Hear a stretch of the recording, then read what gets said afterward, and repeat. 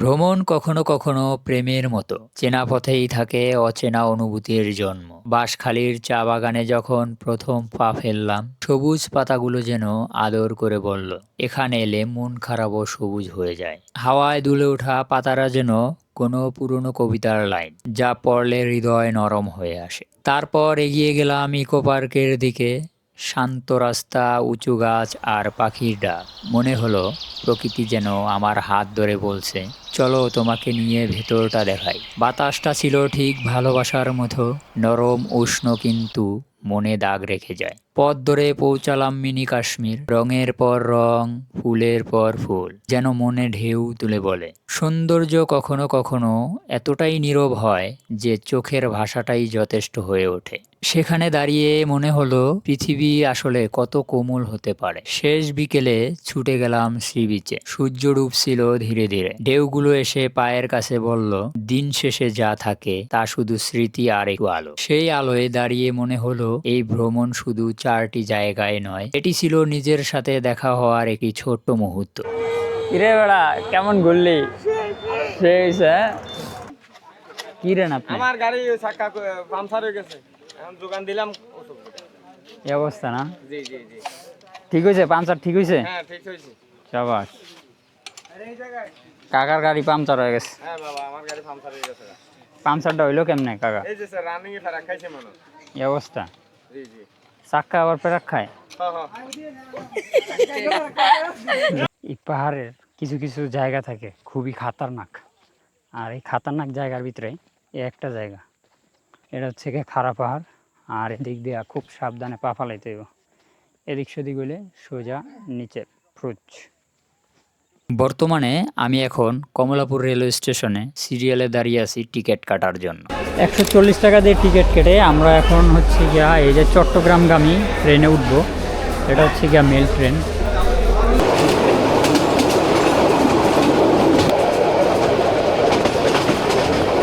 অবশেষে আমাদের ট্রেন এসে থামলো সীতাকুণ্ড রেলওয়ে স্টেশনে। এখানে প্রচুর পরিমাণ মানুষ নামছে।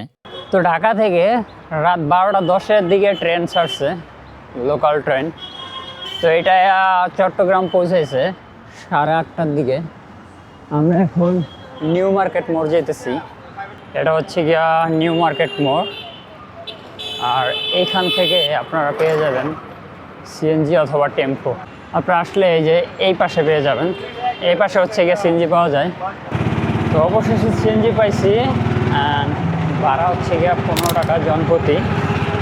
তো আমরা এখন যাব নতুন ব্রিজ। আর লোকাল ট্রেনে আর জীবনও না ভাই, লোকাল ট্রেনের জার্নি করে আমার জীবন শেষ হয়ে গেছে। তো আমরা চলে আসছি 15 টাকা ভাড়া দিয়ে নতুন ব্রিজ। তো আমরা এখন যাব হচ্ছে গিয়ে বাঁশখালীর চাঁদপুর বাজারে। তো তার জন্য একটা বাস খুঁজতেছি, জানি না কোন বাসটা যায়। এখন জিজ্ঞেস করতে হবে, দেন বাসে উঠতে হবে। ভাই, বাঁশখালী চাঁদপুর কোন বাসটা যায়?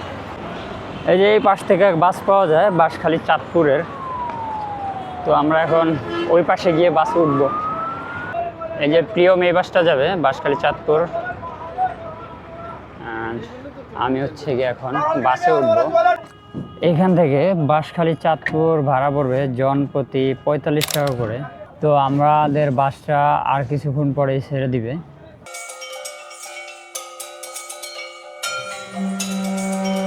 তো গাইস, আমি এখন আছি হচ্ছে গিয়া চাঁদপুর বাজার। চিটাগং নতুন ব্রিজ থেকে এখানে আসতে আমাদের বাসে জনপ্রতি 45 টাকা করে খরচ হয়েছে। তো আমরা এখন একটা সিএনজি নিয়ে নিছি। তো এই সিএনজি দিয়ে আমরা চা বাগান, ইকো পার্ক প্লাস হচ্ছে গিয়া মিনি কাশ্মীর ঘুরবো। তো কিভাবে কম খরচে চা বাগান, মিনি কাশ্মীর, ইকো পার্ক ঘোরা যায় সেটাই আর কি আপনাদেরকে দেখাবো। তো আমরা প্রথমে যাব এখন চা বাগান। তো চা বাগান যাইতেছি আমরা এখন। আর রাস্তাটা ইটের রাস্তা, লক্কর জক্কর। আসসালামু আলাইকুম। সো গাইস, আমি আজকে আছি চট্টগ্রামের চাঁদপুর বাজারের চা বাগানে। একদিনের ভিতরে 4টা জায়গা আপনাদেরকে কম খরচে ঘুরে দেখানোর চেষ্টা করব। আর কিভাবে আমি কম খরচে ঘুরে দেখাই সেই ভিডিও পেতে হলে আমার চ্যানেলটিকে সাবস্ক্রাইব করে রাখুন। আজকের ট্যুরে সম্পূর্ণ ভ্রমণ গাইডলাইন দেওয়া হবে, কোথায় কত টাকা খরচ যায়, ইন টোটাল খরচ আপনাদেরকে জানিয়ে দেওয়া হবে। তো আমি এখন আছি চা বাগানের মাঝখানে। অনেক বড় একটি চা বাগান, এটা মোটামুটি অনেক বড় একটি চা বাগান। আর এই চা বাগানের মাঝখানে এসে আমি পুরো হারাই গেছি। আর এখন যেহেতু নভেম্বর মাস, চায়ের যে গাছগুলো আছে এই গাছগুলা অতটা সুন্দর দেখায় না, কারণ বৃষ্টির সময় এই গাছগুলো অনেক সুন্দর লাগে, অনেক ফুটে ওঠে। চাঁদপুর বেলগাঁও চা বাগান। চাঁদপুর বেলগাঁও চা বাগান হলো বাংলাদেশের চট্টগ্রাম জেলার বাঁশখালী উপজেলার ১ নং পুকুরিয়া ইউনিয়নের পাহাড়ি এলাকার প্রায় ৩,৪৭২.৫৩ একর জায়গা জুড়ে বেলগাঁও চা বাগানটি অবস্থিত। খোয়াছাড়া চা বাগান, ক্লিফটন চা বাগান ও কর্ণফুলী চা বাগানের পরে মানের দিক থেকে এখানের উৎপাদিত চায়ের যেমন রয়েছে পুষ্টিগুণ, তেমনি এ বাগানের উৎপাদিত চায়ের কদর রয়েছে। দেশ জুড়ে এখানে প্রায় ৭০০ একর জায়গায় চা পাতা উৎপাদন ও সংরক্ষণ বিক্রয় কাজে চলেছে। বর্তমানে ৭,০০০ নারী পুরুষ শ্রমিক চা পাতা সংগ্রহ থেকে শুরু করে বাজারজাতকরণের কাজে জড়িত। বেলগাঁও চা বাগানটির ইতিহাস। বেলগাঁও চা বাগানটির প্রতিষ্ঠার সঠিক প্রমাণ তথ্য পাওয়া যায়নি। লোকমুখে জানা যায় যে ১৯১২ সালে ইংরেজরা বাগানটি শুরু করেন। তখন বাগানের ম্যানেজার ছিলেন হিগিন। তবে রেকর্ড পর্যালোচনা করে দেখা যায় যে বাঁশখালী উপজেলার লর্ড হল ও লর্ড চাঁদপুর মৌজা অবস্থিত চাঁদপুর বেলগাঁও চা বাগানটি ১৯৪৭ সালে দেশ বিভাগের পর থেকে মালিকানার অনুপস্থিতিতে অব্যবস্থাপনায় সম্মুখীন হয়। ক্রমান্বয়ে বাগানের অধিকাংশ জমি স্থানীয় আদিবাসীদের অবৈধ দখলে চলে যায়। পরবর্তীতে ১৯৬৫ সাল পর্যন্ত রায় বাহাদুর জমিদারের মালিকানা ছিল। জমিদার রায় বাহাদুরের জন্ম ছিল কুপরিবারে, তাই এই বাগানটি পূর্বে কু চা বাগান নামে খ্যাতি ছিল। বর্তমান চা বাগানটি সিটি গ্রুপ কর্তৃক পরিচালিত হচ্ছে। তো গাইস, আজকে আমি আসছি চা বাগান, আর আমার সাথে আছে জীবন মিয়া। তো জীবন মিয়ার সাথে এর আগে বান্দরবান দেখা হয়েছিল। আর সাথে আছে শাকিল ভাই আর জীবন মিয়া। জীবন মিয়া আমার এলাকারই, মানে আমার এলাকার বলতে আমার একই জেলার লোক। যে গাছগুলো দেখতেছেন, এই গাছের নিচে হচ্ছে গিয়ে যে চা গাছ। এই গাছগুলো লাগানো হচ্ছে গিয়ে চা গাছের ছায়া দেওয়ার জন্য, কারণ এগুলি রোদ্রে হয়তো বা মরে যেতে পারে এরকম কিছু, কারণ এই গাছগুলোতে এই চা গাছের ছায়া দিয়ে থাকে, যার কারণে এই গাছগুলো লাগানো। তো আমরা চা বাগানের মাঝামাঝি আছি, আর এই যে এদিকে একটা বড় খাদ আছে, এই দেখেন বড় খাদ, আর ওই পাশে টিলার মতো আছে ওই দিক দিয়ে। তো এটা পুরাটাই আর কি চা গাছ লাগানো। আমি যদি গরমের সময় আসতাম তাহলে আপনার এই গাছগুলো অনেক সবুজ হয়ে থাকতো, কারণ বৃষ্টি পড়তো, বৃষ্টির কারণে এই গাছগুলো অনেক সবুজ হয়ে থাকতো, দেখতে অনেক সুন্দর লাগতো জায়গাটা। যেহেতু এখন শীতের সময়, এখন নভেম্বর মাস, যার কারণে গাছ সব ছোট ছোট, আর যে আগাছাগুলো আছে এগুলো মরে একদম কালো কালো হয়ে গেছে। কারণ সবুজ প্রাকৃতিক ভাইব যদি পেতে চান তাহলে আপনাকে পাহাড়ে যেতে হবে বৃষ্টির সময়। যখন বৃষ্টি থাকে তখন আপনাকে পাহাড়ে যেতে হবে। আর এদিক দিয়ে পাইপ দিয়ে রাখছে এই চা বাগানে পানি দেওয়ার জন্য, সেচ দিয়ে পানি দেয়। এই পাইপগুলোর মাধ্যমে হচ্ছে গিয়ে পানি আনে। এই যে দেখুন, এইখানে অনেকগুলো চা গাছ আছে। এই জায়গায় সবচেয়ে তো বেশি চা গাছ আছে, আর ওই পাশে একটু কম কম। ওই পাশে মনে হয় সবাই লাগাইছে, ওই পাশে দেখতেছি পানি দিতেছে সেচ দিয়ে। তো ওই পাশেও লাগাইছে সবে মাত্র, ওই পাশেও মনে হয় অনেকগুলো চা গাছ আছে, সবচেয়ে তো বেশি এই জায়গাতেই। এই চা বাগানটা অনেক বড়, বিশাল বড়। আর এই চা বাগানে মানে যে নতুন গাছগুলো লাগানো হয়েছে সেই গাছগুলোতে এদিক দিয়ে সেচ দিয়ে পানি দেওয়া হইতেছে। ওই যে দেখুন, ওইদিকে সেচ দিয়ে পানি দিতেছে। আর আজকে প্রচুর পরিমাণ রোদ উঠছে, রোদ্রে পুরো ফাটা ফেলাইতেছে, অনেক অনেক রোদ উঠছে। আর আমি এখন আছি চা বাগানের মাঝখানে। তো ব্যাস, এই যে এটা হচ্ছে গিয়ে চা বাগান। চিরাং নতুন ব্রিজ থেকে চাঁদপুর বাজার প্রায় ২২ কিলোমিটার। তো এখানে আসতে ৩৫ মিনিট সময় লাগে, আর এখানে বাস ভাড়া জনপ্রতি ৪৫ টাকা করে লাগে। চাঁদপুর বাজারে আমরা নেমে নাস্তা করে নিছি, নাস্তা খরচ হচ্ছে ২০ টাকা। আর ওইখান থেকে একটা সিএনজি রিজার্ভ করে আমরা চলে আসছি চা বাগান। তো এরপরে যাব হচ্ছে গিয়ে আমরা ইকো পার্ক, তারপরে যাব হচ্ছে গিয়ে মিনি কাশ্মীর। তো আমাদের সিএনজি ভাড়া নিছে ১৫০০ টাকা। তো আমরা আছি আজকে ৩ জন। তো গাইস, আমার যে পাশে এগুলিতে হচ্ছে গিয়ে নতুন চারা লাগানো হয়েছে, এবং কি ওই যে ওইখানে পানি দেয়, ওইদিকেও নতুন চারা লাগানো হয়েছে, যার কারণে এরকম পানি দিয়ে আর কি ওগুলিরে বাঁচিয়ে রাখতেছে, কারণ ওইখানে ছায়া দেওয়ার মতো গাছ নাই। এটা মূলত একটা কোম্পানির আন্ডারে আছে, এটা একটা কোম্পানি দেখাশোনা করে। আর এখন আমাদের এদিক দিয়ে ঘোরা শেষ, তো আমরা এখন বের হয়ে যাব এখান থেকে। তো এরপরে যাব হচ্ছে কি আমরা ইকো পার্ক। তো গাইস, আপনারা যদি চান তাহলে আমার মতো এরকম একদিনে 4টা স্থান ঘুরে যেতে পারেন চিটাগং থেকে। তো চিটাগং যদি আইসা এরকম 4টা স্থান ঘুরতে চান তাহলে আজকের ভিডিওটা আপনার জন্য দেখতে থাকুন।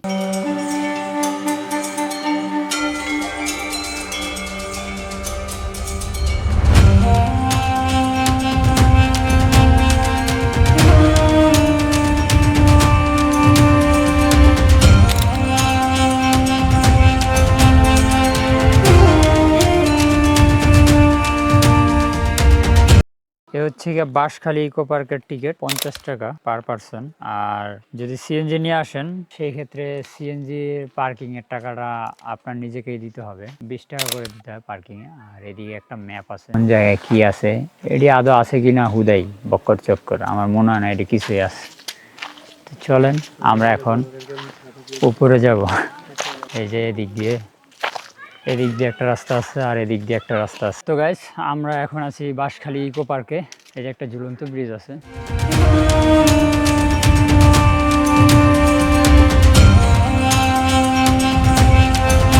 এই যে যাদের আচার খাওয়ার খুব ইচ্ছা তাদের দেখলেই জিভে লোল চলে আসবে, পানি চলে আসবে।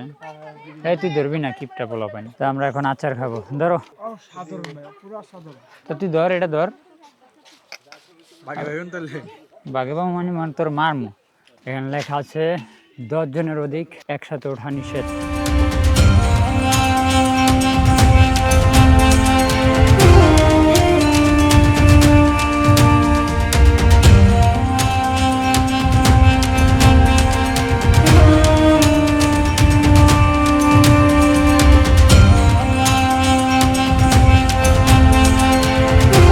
এখন আমি ইকো পার্কের ঝুলন্ত ব্রিজের উপরে আছি। এখানে একটা ওয়াচ টাওয়ার আছে, ওই যে ওইটা 8 থেকে 10 তলা উঁচু ভবনের মতো এরকম উঁচু হবে ওয়াচ টাওয়ার। ট্রাই করবো ওটাতে ওঠার, আর এখানে কিছু ফটোশুট করব, দেন হচ্ছে এখান থেকে বের হয়ে যাব। আমরা যাব মিনি কাশ্মীরে। তো যদি সময় থাকে আমাদের হাতে তাহলে আমরা সমুদ্র সৈকত ঘুরবো, আর যদি সময় না থাকে তাহলে আবার ঢাকায় ব্যাক করব। আমি এখন আছি ইকো পার্কের ভিতরে, আর এই জায়গাটা একদমই শুনশান নিরিবিলি, অনেক গাছপালা ভরা, আর ভিতরে জায়গা আছে আরো। তো এখানকার একজন স্থানীয় লোক বলছে যে ভিতরে যেতে না, মানে ওইদিকে অনেক বকাটে ছেলে পেলে থাকে না যে নাকি, এরকম কিছু বললো। তো আমরা ভিতরে না যাই, আর আমরা হচ্ছে গিয়ে এখন ওই পাশে ওয়াচ টাওয়ারের দিকে যাব, দেন হচ্ছে গিয়ে আমরা ওই দিকটা ঘুরে তারপর বের হয়ে যাব। এই দেখুন এদিক দিয়েও যাওয়া যায়, একদম খাড়া ঢালু পাহাড়ের মতো এদিকটা দিয়ে। তো আমরা এদিকটা দিয়ে যাবো না, কারণ এদিক দিয়ে সেভ না আমাদের জন্য যাওয়া। তো এই দিকটা দিয়ে যাবো আমরা ব্রিজ দিয়ে, একদম ডালুতে। বাইরে এটা কি খাড়া, এই সিঁড়িতে উঠতেই তো আমার জান শেষ হয়ে যাবে বাবা। এরপরে আবার ওয়াচ টাওয়ার, প্রায় 20 তলা সমান হবে মনে হয়। বেশ খাড়া সিঁড়ি আছে এখান দিয়ে, এই খাড়া সিঁড়ি বেয়ে আমার উপরে উঠতে হবে এখন, শুধু আপনাদের দেখানোর জন্য। ফাইনালি আমি এখন আছি ওয়াচ টাওয়ারের উপরে, অ্যান্ড আমার এখানে উঠতে যত না কষ্ট হয়েছে তার চেয়ে বেশি কষ্ট হয়েছে ওই নিচে দিয়ে সিঁড়ি বেয়ে যতক্ষণ উঠছি, ওইটাতে সবচাইতে বেশি কষ্ট হয়েছে। তো ওয়াচ টাওয়ারে উঠতে গেলে এতটা কষ্ট নেই, আর এখানে ওঠার পর ভাই যে একটা বাতাস, মাথা নষ্ট, পুরা অন্তর জুড়া জায়গা বাতাসটা পাইলে। আমার আর কোনো ক্লান্ত লাগতেছে না, কারণ বাতাসটা পাওয়ার পর মনটা পুরা রিফ্রেশ হয়ে গেছে।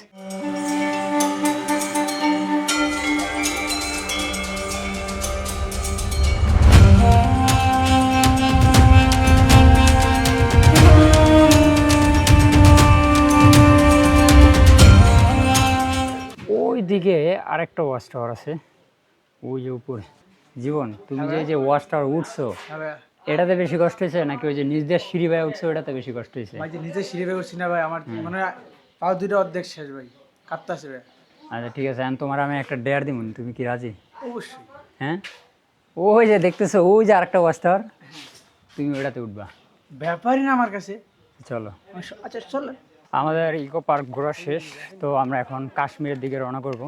আমরা এখন বের হয়ে যাচ্ছি। আমার ইচ্ছা ছিল ওই সাইডে যাওয়ার, কিন্তু এই জীবন্যা বলার লেগা কি রেন আপনি? আমার গাড়ি চাক্কা পাংচার হয়ে গেছে, এখন যোগান দিলাম ওষুধ। এই অবস্থা না? জি জি জি। ঠিক হয়েছে? পাংচার ঠিক হয়েছে? হ্যাঁ ঠিক হয়েছে। শাবাশ। কাকার গাড়ি পাংচার হয়ে গেছে। হ্যাঁ বাবা, আমার গাড়ি পাংচার হয়ে গেছে। পাংচারটা হইলো কেমনে কাকা? এই যে স্যার রানিং এ ফেরা খাইছে মনে হয়। এই অবস্থা? জি জি। চাক্কা আবার পেরাক খায়? হ্যাঁ হ্যাঁ। তো এখান থেকে আমাদের হাইটা মিনি কাশ্মীর পর্যন্ত যেতে হবে। আমরা যাচ্ছি এখন মিনি কাশ্মীরের দিকে। কিছুক্ষণ হাঁটতে হবে, তারপর হচ্ছে গিয়ে মিনি কাশ্মীর দেখতে পারবো। আর আমরা এখন আইসা সিএনজিতে নামছি। এখানে সিএনজিতে নামার পর ওইখানে খাবার অর্ডার দিছি এবং খাবার অর্ডার দিয়ে আমরা এখন মিনি কাশ্মীরের দিকে যাচ্ছি। আইসা খাবার খায়া দেন সময় থাকলে আমরা সমুদ্র সৈকতের দিকে যাব। ঢাকার যে পরিবেশটা আমার কাছে খুবই ভালো লাগতেছে। দুই পাশ দিয়ে গাছপালা ভরা, মাঝখান দিয়ে রাস্তা। যদি বৃষ্টির দিন আইতাম অবস্থা পুরো খারাপ হয়ে যেত, কারণ এটা হচ্ছে মাটির রাস্তা, তো এই মাটির রাস্তা। আর এই যে দেখেন এ পাশে বাড়ি আর এ পাশে ক্ষেত, এ পাশে চাষবাস করে। মানে জীবনটাই অদ্ভুত একটা জীবন, চারপাশে গাছপালা সবুজে ঘেরা। আর এর থেকে আর কি চাওয়া পাওয়ার আছে? আমার নাম আজিম। আজিম, কি হরো? কি হরো তুমি? মিস্টার আজিম কি হরো? এগুলি মেডিসিন ছাড়া ভাই? মাছ যায় না বিরান বেজান। মেডিসিন ছাড়া? হ্যাঁ? বেজান। ও মাশাআল্লাহ। পানি নিলাম, খাবেন? ল পানি দিয়েন, পানি দিও। এই কলাগুলি 20 টাকা হালি। অ্যান্ড এগুলি হচ্ছে গিয়ে একদম বাগানের ফ্রেশ কলা, কোনো ফরমালিন নেই। আমরা এখানে একটা কলা খাই নিলাম। এই যে এই পাশে হচ্ছে গিয়ে সিমের চাষ করা হয়। এখানে হচ্ছে গিয়ে সিম চাষ করে, বিশাল বড় ক্ষেত সিমের। আর এই পাশে হচ্ছে গিয়ে লাল পাহাড়, আর এই দিকটাতে হচ্ছে গিয়ে কাশ্মীর। তো আমরা কাশ্মীরের দিকে যাচ্ছি এখন। আর আমাদের সাথে আছে, তোমার নাম কি? হ্যাঁ, আব্দুল হালিম। তোমার বাসা কি এই জায়গায়? কি করো, পড়াশোনা করো? তুমি কি আমাদের সাথে এমনিতেই যাইতেছো না কোনো কারণে যাইতেছো? এমনি? হ্যাঁ, জাগ্গা আব্দুল হালিম, ওর সাথে পরিচয় ভালো লাগলো, খুবই ভালো একটা ছেলে। আর এই যে এই রাস্তার পাশ দিয়ে এরকম ধান ক্ষেত আছে এবং ওই পাহাড়ের চূড়ায় বাড়িঘর আছে, অল্প কিছু বাড়িঘর। অ্যান্ড এইদিকে যারা থাকে খুবই কষ্টে জীবনযাপন করে, কারণ ওনারা অনেক চাষবাস করতে হয়। দুই পাশে সন দিয়ে ভরা, মাঝখান দিয়ে রাস্তা চলে গেছে। এই যে এটাই হচ্ছে গিয়ে অরিজিনালি মিনি কাশ্মীর। অ্যান্ড এটার সৌন্দর্য একমাত্র এই সন গাছ আছে না, এই সন গাছটির জন্য এটার সৌন্দর্য বেড়ে গেছে। আর যখন বাতাস থাকে না তখন হচ্ছে গিয়ে এই পাহাড়টা এত সুন্দর লাগে, কারণ বাতাসে এই সন গাছগুলা এদিক সেদিক দোলাদুলি করে, তখন বেশ সুন্দর লাগে।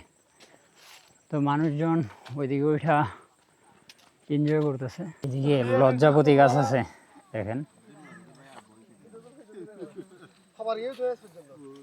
এগুলো হচ্ছে লজ্জাপতি গাছ। এখানে অনেকগুলো আছে, জাস্ট জোস ভাই। লজ্জাপতি গাছের অভাব নেই এখানে।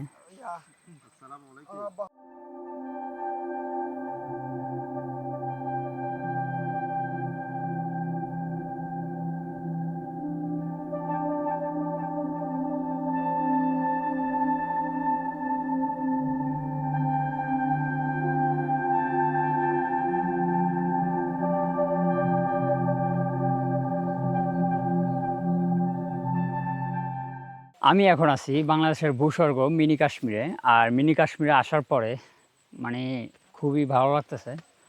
আর ভালো লাগার কারণটা হচ্ছে গিয়ে এখানে প্রচুর বাতাস, আর এই বাতাসটার কারণেই প্রচুর ভালো লাগতেছে।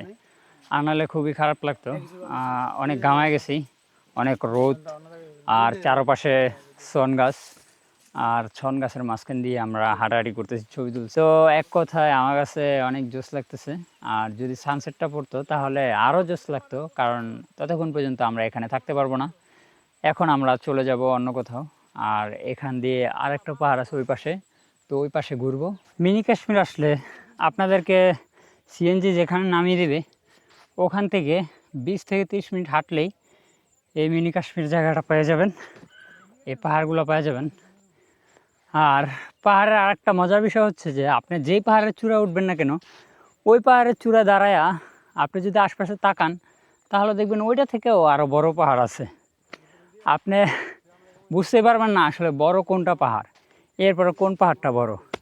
তো মনে হইব যে আপনি পাশে যে পাহাড়টা দেখতেছেন ওইটা বড়, ওইটা উঠলে দেখবেন আর একটা পাহাড় আছে, ওইটা মনে হইতেছে ওইটা থেকে বড়। তো এরকম আমি এখন যেটাতে আছি এটা হচ্ছে গিয়া মিনি কাশ্মীরের যে জায়গাটা আছে না, ওইটা থেকে আরেকটা পাহাড় আছে। ওই যে মিনি কাশ্মীরটা হচ্ছে গিয়ে ওইদিকে, আর এই পাশে হচ্ছে গিয়ে এই পাহাড়টা। তো এই পাহাড়ের পরে মনে হইতেছে আমার এই পাহাড়ের এই চূড়াটা বড়। আবার এই চূড়ায় যদি আমি উঠি তাহলে মনে হবে এটা বড়। এটা যদি উঠি তাহলে আমি দেখবো যে হয়তো ওইটার আশপাশে আরও একটা পাহাড় আছে, ওইটা বড়। এই জিনিসটা আমার কাছে খুবই আকর্ষণ লাগে। মনে হয় যেন আমি যেই পাহাড়টা উঠছি আর একটা বড় পাহাড় দেখতেছি ওইটাতে আমি উঠি, এবং কি ওইটায় গেলে আরেকটাতে উঠি, এরকম মনে হইতেছে। আমরা এখন ওই যে ওইটাতে উঠবো, দেন হচ্ছে কি আমরা আবার ব্যাক করব। তবে একটা জিনিস খারাপ লাগছে যে পাহাড়ে যারা আসে যত ময়লা আবর্জনা আছে, প্লাস্টিক, এগুলি আসলে এখানে ফালায় রাখা যায়। আসলে ওনাদের উচিত এগুলি এখানে ফালা রাখা না যাওয়া, কারণ আমরা দিন শেষে বাঙালি একটা পরিচয় দিই যে আমরা বাঙালি মানুষ, কোনো জিনিসের যত্ন করতে পারি না। এই পাহাড়ের যেই গাছাড়ি আছে এগুলি আসলে এইখানে যদি এরকম পড়ে থাকে তাহলে ভবিষ্যতে এটা হুমকি স্বরূপ হয়ে দাঁড়াবে, গাছপালার জন্য একটা হুমকি হয়ে দাঁড়াবে। তো মানুষের উচিত এগুলি আসলে নিজের কাছে রাখা দেওয়া এবং কি নির্দিষ্ট একটা জায়গায় নিয়ে ফালায় দেওয়া। আর এই পাহাড়ের মধ্যে মানে একটা যদি ডাস্টবিনও তৈরি করা দেয় তাহলে দেখা গেছে কিছুদিন পর ওই ডাস্টবিন ভরে যাবে, দেন হচ্ছে কি ওই ডাস্টবিনের ময়লা পরিষ্কার করার মতো কোনো লোক থাকবে না। তো এই সব জিনিস আমাদের নিজেদেরই খেয়াল করতে হবে। তো পাহাড়ে বা যেখানেই যান না কেন কখনো ওই জায়গাটা নোংরা করবেন না, এবং কি ওই জায়গার কোনো ক্ষতি করবেন না। প্রকৃতি আপনাকে ডাকে, প্রকৃতির টানে আসেন, কিন্তু আয়সা দেখা এনজয় করে চলে যাবেন, কিন্তু কোনো জিনিস ক্ষতি করা যাবে না। তো যারা দেখতেছেন দয়া করে এটা সবার কাছে পৌঁছে দেন, শেয়ার করে দেন, যাতে পরবর্তীতে এটা থেকে সাবধান হয়ে যায়।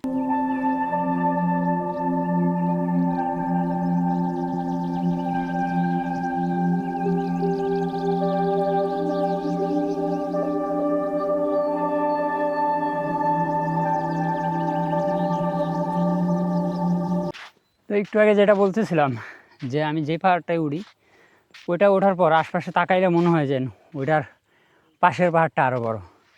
যেন আমি যেটা আছি ঠিক এদিকে তাকাইলে মনে হইতেছে এই পাহাড়টা অনেক বড়। আবার ওইটা ওঠার পরে দেখবো যে ওইটা থেকে আরও বড় পাহাড় আছে। তো এই জিনিসটা আমার কাছে খুব ভালো লাগে, আমারে আরও উৎসাহিত জায়গায় যেন ওই পাহাড়টা যাতে আমি যেতে পারি। আমার কাছে জোশ লাগতেছে ভাই, জোশ। মানে এত কষ্ট করে ওঠার পরে একটা মনের ভিতরে প্রশান্তি কাজ করে। জীবনে অর্থই আছে, অর্থই সব কিছু না। আপনি একদিন হয়তো বা চলে যাবেন, কিন্তু আপনার অর্থ আপনার সাথে যাবে না, এটা মনে রাখবেন। যখন টাকা থাকবে তখন ঘুরতে বের হয়ে যান, আল্লাহর সৃষ্টি, প্রকৃতি এগুলি দেখেন, দেখলে আপনি উপলব্ধি করতে পারবেন আল্লাহ আপনার জন্য, আপনাকে দেখানোর জন্য বা যে কোনো কারণে হোক না কেন এত সুন্দর প্রাকৃতিক সৃষ্টি করে দিয়ে গেছে আল্লাহ। তো তাই আমি বলবো যদি হাতে কম টাকাও থাকে, কম টাকার ভিতরে ট্যুর দেওয়া সম্ভব। ওই যে একটা কথা আছে না যে আপনার কাছে যখন অর্থ থাকবে না তখনই আপনার ট্যুর দেওয়ার সময়, যখন অর্থ থাকবে তখন কিন্তু আপনি ট্যুর দিতে পারবেন না, তখন আপনি অনেক ব্যস্ত হয়ে যাবেন, কারণ ট্যুর দেওয়ার সময় আপনার কাছে থাকবে না তখন, কারণ তখন আপনার ব্যবসার কাজে বা অন্যান্য কাজে অনেক ব্যস্ততা দেখাইবেন, কিন্তু ট্যুর দেওয়া সম্ভব হবে না। টাকা না থাকতেই ঘুরে ফেলুন আপনার পছন্দের জায়গাগুলি। তো আজকের কাশ্মীরটা দেখে আমার কাছে খুবই ভালো লাগছে, আলহামদুলিল্লাহ। অবশেষে আমাদের মিনি কাশ্মীর ঘোরা শেষ, আর আমরা এখন চলে যাচ্ছি আমাদের ঠিকানায়, আপন ঠিকানায়।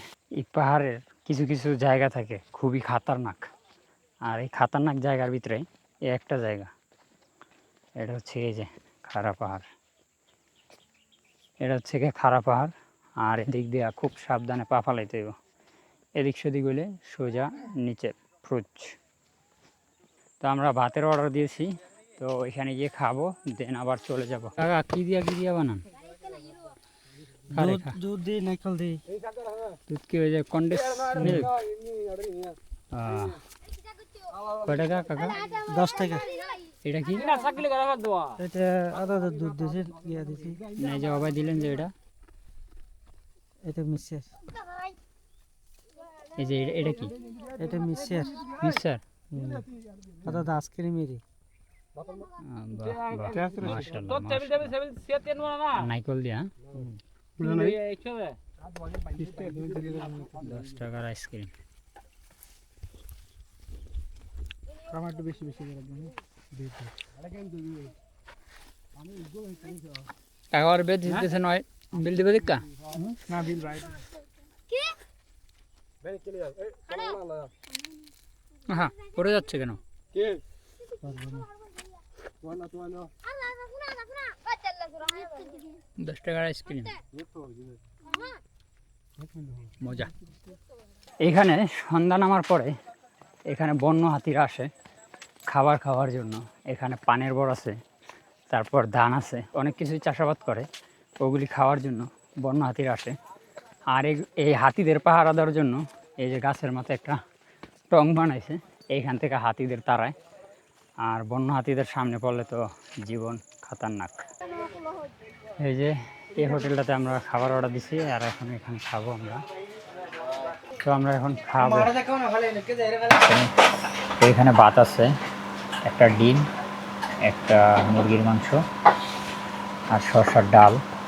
তো 130 টাকাতে আপনার হচ্ছে ভাত আনলিমিটেড, ডাল আনলিমিটেড, এক টুকরা মাংস থাকবে আর ডিম থাকবে।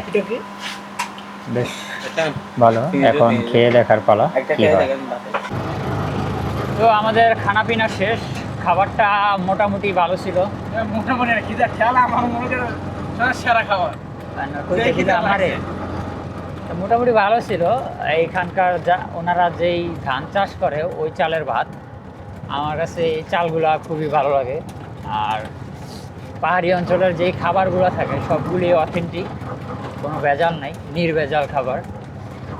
আর এই খাবারগুলা মানে মানগুলো খুবই ভালো হয়, কারণ এই খাবার ভেজাল না থাকার কারণে ওনারা মানে খাবার পরে ওনাদের এনার্জি অনেক দ্বিগুণ থাকে আমাদের থেকে, আমাদের তুলনায়। তা আমাদের যেই চালগুলো থাকে আমরা সচরাচর খাই, এগুলি হচ্ছে কি ভেজালযুক্ত খাবার। আর ওনাদের যে খাবার আছে এই খাবারগুলা ভেজাল মুক্ত। তো মোটামুটি ভালোই ছিল। আর আমরা এখন যাবো হচ্ছে সাগর পাড়ে। তো সাগর পাড় থেকে ঘুরে ফিরে দেন চলে যাবো আবার ঢাকার দিকে। তো চলো সাগর পাড় গিয়ে দেখা হচ্ছে। তো গাইস আমি এখন আছি সমুদ্র পাড়, আর আমি এখানে 2017 সালে আসছিলাম বোরহান ভাইয়ের সাথে। তো আমার ওই কথাটা মনে পড়ে গেল, আমি এখন সমুদ্রের কাছে দাঁড়ায় আছি। আমার সামনে যত দূর চোখ যাইতেছে খালি সমুদ্র আর সমুদ্র, আর কিচ্ছু দেখতে পাইতেছি না, খালি সমুদ্র, কিচ্ছু নাই। আর 2017 সালে ওই যে ঝাউবনটা আছে না, ওই দিকে একটা জাহাজ ছিল, ওই জাহাজটা পরে ওইখান থেকে কাইটা সরা ফেলাইছে। তো আস্তে আস্তে আমাদের লেট হয়ে গেছে, সূর্য মামার দেখা পাইলাম না, এটা অনেক আফসোস আমাদের মনে রয়ে গেল। যদি সূর্য মামার দেখা পাইতাম খুব ভালো লাগতো আর কি। সূর্য মামার দেখাটা পাইলাম না অবশেষে। এই যে দেখুন এখানে এই যে বোটগুলো আছে, এখানে বোট, আর সমুদ্র পাড়ে অনেক মানুষজন আছে ছবি তুলতে। তো এই যে এদিক দিয়া বাইকাররা বাইক চালাইতেছে, অনেক মানুষজন আসে। কিন্তু যদি আইসা সূর্য মামার দেখা পাইতাম তাহলে ভালো হইতো। আমরা মিনি কাশ্মীরে একটু সময় বেশি কাটিয়ে ফেলাইছি, যার কারণে এদিকে আস্তে আস্তে আমাদের অনেক লেট হয়ে যায়। আর আইসা দেখি সূর্য মামা ডুবে গেছে।